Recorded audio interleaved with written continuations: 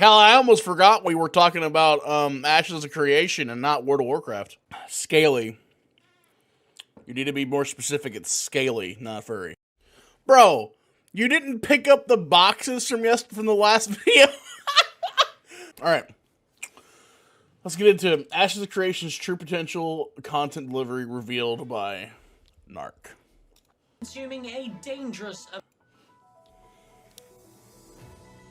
Breaking news. As the new World of Warcraft furry expansion is announced, the internet have been consuming a Scaly. You need to be more specific. It's scaly, not furry.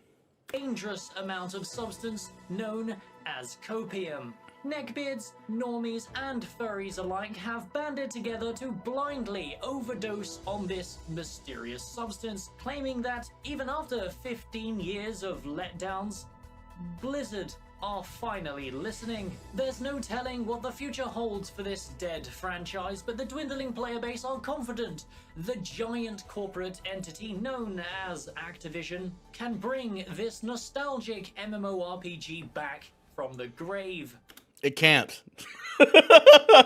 It can't. It can make it, the expansion might be good, and if it's good, that's great. That's awesome.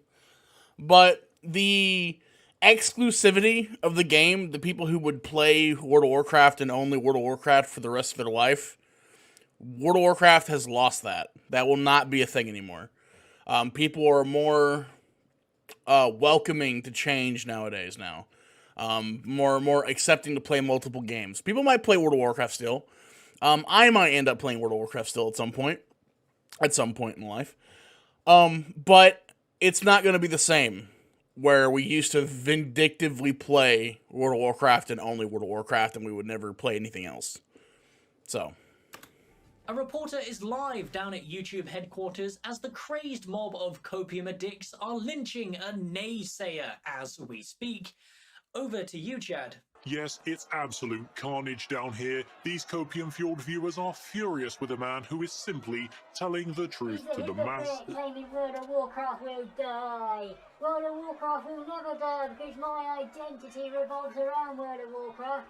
And if it dies, I die. Accurate.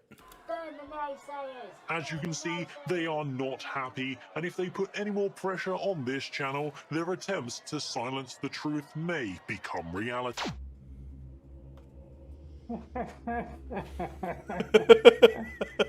Admirable, but mistaken. You people merely adopted the copium. I was born in it, molded by it. I didn't see the truth until I was already lost, and by then it was nothing to me but lies. Hey, what up, boys? So after the recent exposure from Asmongold... Bro, you didn't pick up the boxes from the last video?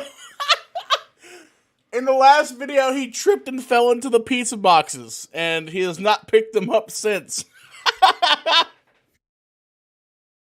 During the Dragonflight incident, the channel has been doing so well that I decided to take a couple of days off and enjoy one of my favorite pastimes, your mum.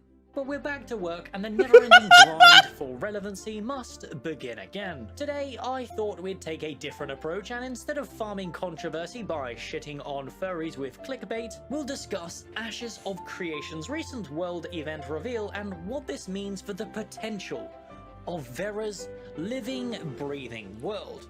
But before we get into that, grab yourself a Coca-Cola, because although this month's live stream was jam-packed with lots of Coca-Cola information, it was all pretty hard to take in without some proper visual aids, you know, like gameplay? No?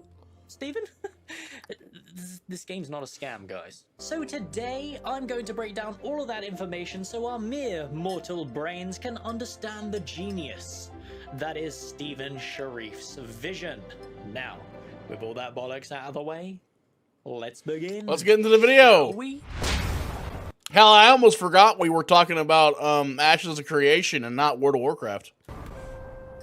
World events in Ashes of Creation will be one of the main ways this MMO delivers its content onto us, the players. This means that essentially a large percentage of playable content is pretty much dynamic. This will then make Ashes of Creation the first truly dynamic open world MMO to exist on the market, which is another great selling point for this. It's not gonna happen. I'm just gonna say it right now.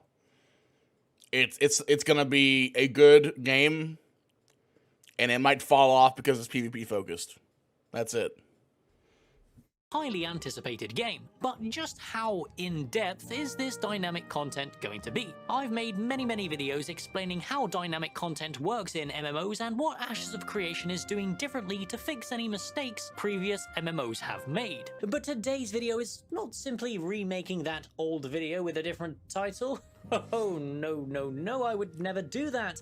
I thought he was gonna say this. I thought he was gonna say this video is sponsored by Raid Shadow Legends.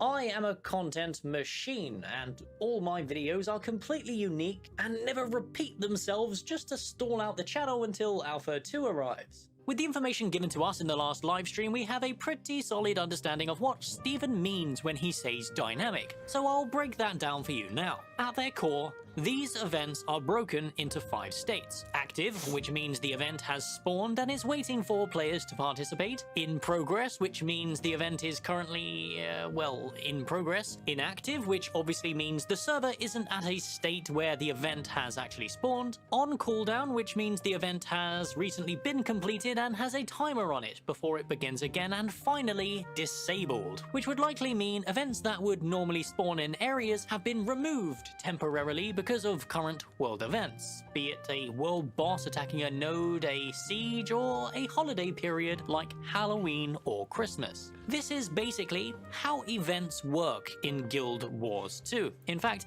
Yeah, it's just the Guild Wars 2 system they dropped over onto their game. Right. it's almost identical, because for a dynamic event system like this to actually work, this is pretty much the only formula that you can use. So technically that means Ashes of Creation isn't doing anything innovative here. It's just taking a well-made system from a successful MMO and building upon it. Kinda like what World of Warcraft does. I'm joking, of course. World of Warcraft haven't innovated on anything for the last 15 years. The True. other core mechanic with True. Ashes of Creations events is everything will be on a timer, also similar to Guild Wars 2. Timers are really good for creating a smooth, infinite loop of content. When you strip Guild Wars 2's systems down to its core, you can clearly see how every major event in the game basically runs on a strict, predictable timer. A timer that allows players to congregate before it starts, ready to participate and clear the event in an efficient manner. World bosses, for example, are on a track that cannot be altered. However, Steven explained that a lot of these events in Ashes of Creation are tied to player activity and node progression. For Of course example, they an are. event won't be active until a certain service building is built within a node. So how will they be dealing with timers in relation to that? Will everything be tightly tied It does not to look real good. life time? am or I will am they I the only create person their who own? thinks that this game does not look good and it needs work? Like it looks like it's really. I know it's like an alpha or whatever, but man, it just not. I'm not a fan. I want to be a fan, not a fan. Little isolated timer that cannot be tracked outside of visual clues and in-game I don't know. Those doors look so bad. Man, is it just me? notifications, something we'll be touching on in the next segment. If it is the latter, then this is once again a major step towards preventing economy-breaking guides that plague the static systems in our currently popular MMOs. Unfortunately though, the drawback of the latter is that it's a mechanic that will be almost impossible to balance properly without weird stalling issues Right. as players' unpredictable nature get added into the equation. So, I very much expect these events to eventually get tied to real life time. This means that the content delivery isn't going to be quite as in-depth as we actually That's gonna think get it will. crushed. If you compare Guild Wars 2's dynamic First week, events it's to gonna be World crushed of Warcraft's out of pathetic existence. attempt with world quests, you'll notice that they're very different styles and very different deliveries. Everything created in Guild Wars 2 is handcrafted and specific to the local area, with multiple ways you can branch off and affect the physical world, opening unique vendors and shortcuts that eventually lead to that more raptor loot looks or so cool, even though. a world boss. Whereas the world quests in WoW, they're just rehashed leveling quests changed into daily spawning Right. world quests with some copy-pasted generic. And to be fair, these are the good ones. Like, he's showing the ones from Legion. Legion's world quests were like the best ones out of all the world quests, and it was still bad. So Kill X amount of mobs in the area. The sad reality of these two types when you consider the modern MMO player base, it's that WoW's world quests, although they are generic and boring, they are easy to follow and complete, as they're clearly labeled on your map for any brain-dead monkey to go and get their rewards. Guild Wars 2 does... again, the ones in Legion are. The ones in Legion are very easy. The ones from BFA and Shadowlands are not super simple, which is a bad thing. I see it more of a bad thing than a good thing. Simple world quests is important. It should be a very easy to do thing. Like, maybe like the first week they can be kind of complicated, but then later on it should be made like to where you can do a daily quest in like a minute max. Just get it done with and be over with. Because no one wants to do all that. Doesn't do this, and instead uses a proximity-based notification system, and should you be out of that short proximity, unless you're actively looking 360 degrees around you at all times, you would never know that them events actually exist in the first place. Which leads us nicely onto the topic of... Raptor's cool. I like this Raptor. I hope that Blizzard ends up taking it and making it so that like every vehicle has like mechanics like this guy does. Like this guy's like super fast and he's a raptor. And they're making the dragons like super fast flying things eventually. I don't know. I think that's really cool. I wish they would take on the entire system of the Guild Wars. How is Ashes of Creation dealing with this dilemma? Now, I must grace you all once again with another one of my hot takes. I actually think the way World of Warcraft direct you to content through their World Quest interface is the only way the modern MMO player base can engage in this level of dynamic content. True. Allow me to explain. I agree with you. Guild Wars 2's world is that because these events are very fleeting and isolated, whilst you're traveling around, it's super easy to miss an active event that is barely a couple of... I think the only game that is challenging World of Warcraft on the making sure players are aware of an event happening is Lost Ark. Lost Ark's system for letting players know that an event is going to happen at certain times of the day is awesome, because you never really have to miss it. If you want to schedule your time around that time when it's going to be available, then you can do that. There really aren't random events, and I love that. And I think that the way that Lost Ark does it is the best way to do it, where there is just a gigantic schedule of times with set in stone events happening at those times. And maybe you can rotate it so that like sometimes those events happen at night, sometimes those events happen during the day. But overall, having it so that they're scheduled out like that helps a lot. Seconds to your left, simply because the visual clues for that event are very lackluster. But more importantly, it's because the indication that there's content over in that direction doesn't clearly show up on your map. Now, granted, because Guild Wars 2's world is very dynamic, if all events were seeable on your map at once, it would probably look like a child has scribbled all over it. This is just an unfortunate, unavoidable downside. Just use Lost Ark system. Lost Ark system is perfect. Honestly. Not even kidding. Their vanilla, living, breathing world. Later on, though, as the expansions were rolled out, they did kind of solve this solution, but the core issue still remains. Guild Wars 2, despite the mega server tech, the high population and insane density of content, the world does feel very lonely. Whoa, calm down there. I can already hear 1,000 fingers all typing out a defense against this obvious slander against Guild Wars 2. But let's stop huffing the copium. I think it's important and also respectable that he gives any kind of criticism to his own game, because he plays Guild Wars 2 mainly, from what I understand. So the fact that he's criticizing his own game, big points for that, because he shit all over World of Warcraft the other day. So for a moment and consider this from a new player's perspective. Because there is no reason to go back to the old world, sadly, all vanilla content in Guild Wars 2 aside from world bosses, it's just dead. Now, I'm not saying that's the big problem in WoW too. I think Final Fantasy does the best job of making vanilla content be good still.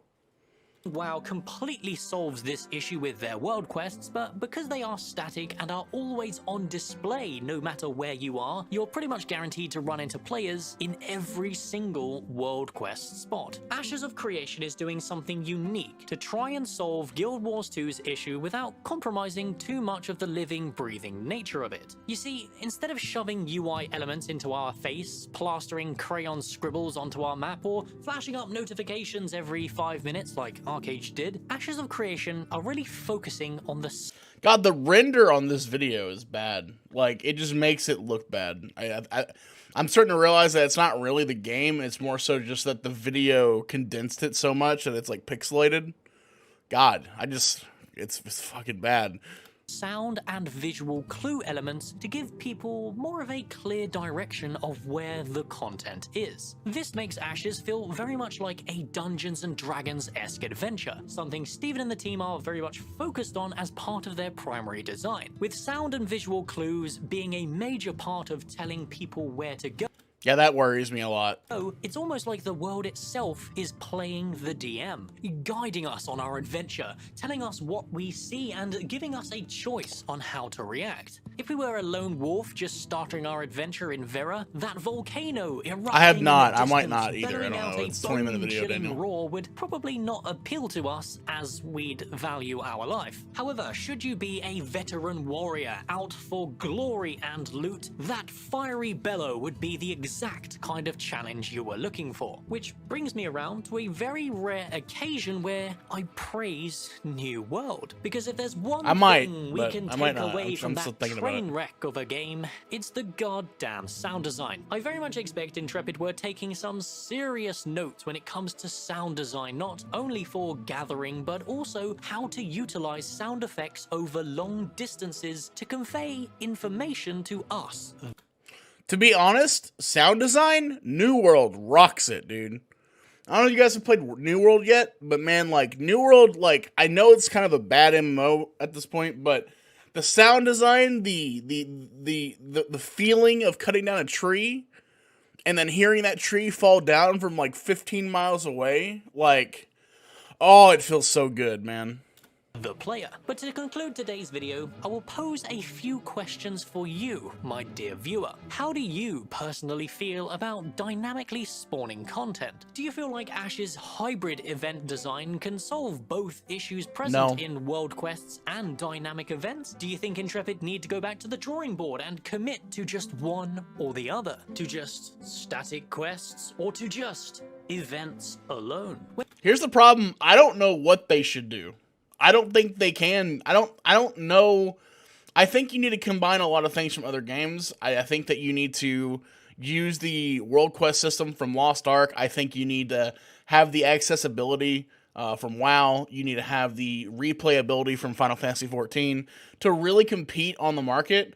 You have to have many aspects of all the games that people like the most. And I don't think Ashes is going to do enough of that. Ashes is going to be way too much of a PvP-focused game, and it's going to lose the PvE market. And to be honest, MMOs are driven by PvE market. People who PvP do not amount for the majority of the player base. The majority of the player base, it's like 80-20 split. 80% of the player base who play an MMO are PvE players. They are PvE at the core. I'm a PvE player at my core. I PvP, but PvE is my core. If there's no PvE, then I'm not going to be as interested in the game. And that's the same thing with everyone else. I don't think it's going to be good, to be honest. If this game does not have strong PvE content, it's going to die fast.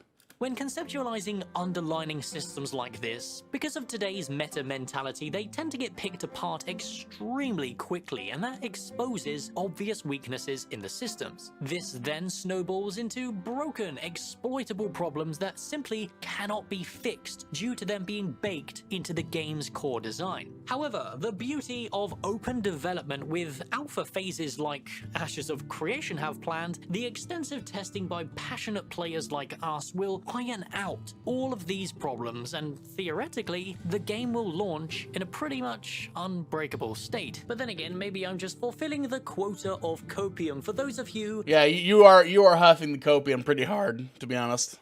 who made it to the end of this video. But as usual, I am just one nerd desperate for a good MMO, and my opinions mean nothing without yours in the comments below. And hey, why don't you go ahead and save my channel from falling into irrelevancy as the mighty Al Gore drags me back into the pits of depression that is a daily upload schedule.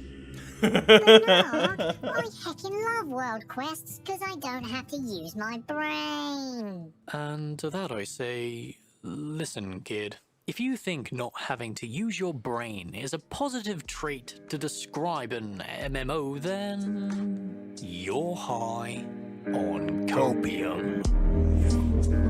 I fucking love this guy. Give him a love though. For honestly, this guy more so than anyone else I've talked about or seen on Twitch. He deserves the love. Give him a follow. Give him a sub. Comment on his video, subscribe, all the good stuff. I have not subscribed to him. I should do that. Turn on the bell, all that good shit. All right, cool. That's awesome. I think his video is great. Let's hop.